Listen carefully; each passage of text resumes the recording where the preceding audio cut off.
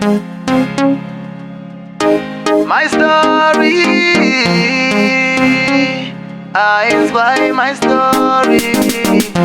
Cash lives, Ali, my story.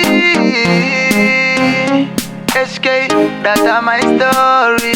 Imbotore mukana mutenya yandinayo. My story, I inspire my story. Juu maonero angu jisene mafungiro. My story,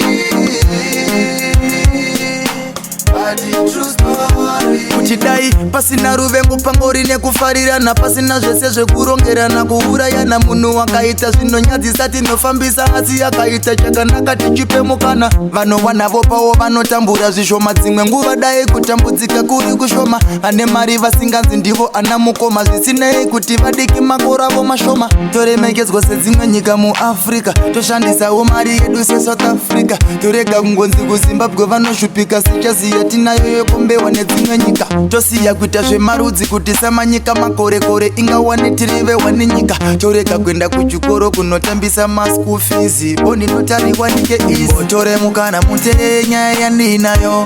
My story, I inspire my story. Juu maonero angu zvisene mafungiro. My story, but true story. Tonamata Mwari mumwe chete murunyararo. Torega zvekukombeya machechi ngatisadaro. Tisapupure kunaka kwemunhu chachituna ari mupenyu tichiti aiwa anondifina. Torega kuita utsanana wekuimajina, isu varidzi venyika tirisu tunoisa tsvina. Zvisasvike pakumbonzi zvinomagetsa dzima, asi kukaripa tinogadzira tine michina. Ukakumbirwa zvawe nazvo oti hauna asi uchinyepa. Uri kuda kunyima dambudziko rikawira mumwe, tobatsirana kwete kutoti akaura nasi zvazomuvana. Mumwe wako akakutadzira motaurirana, kwete kuda kupedza nyaya ropa matsukisana. Murume nemurume vasingafe vakakisana, hapana pazvakabvira zvadiwa tanzwisisa. Mbotore mukana mutenya yandinayo. My story, I inspire my story. Juu maonero angu zvisene mafungiro. My story,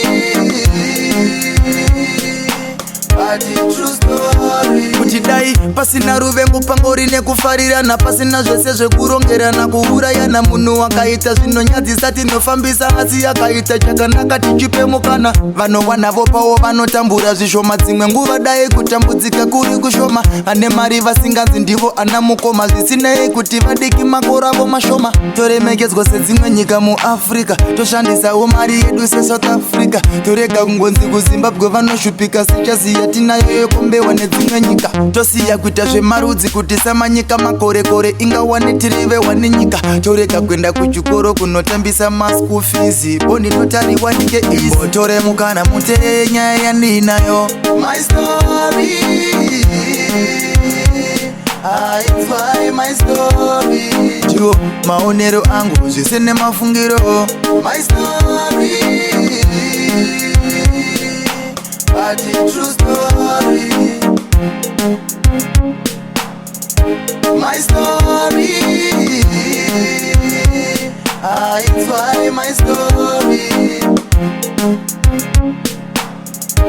My story,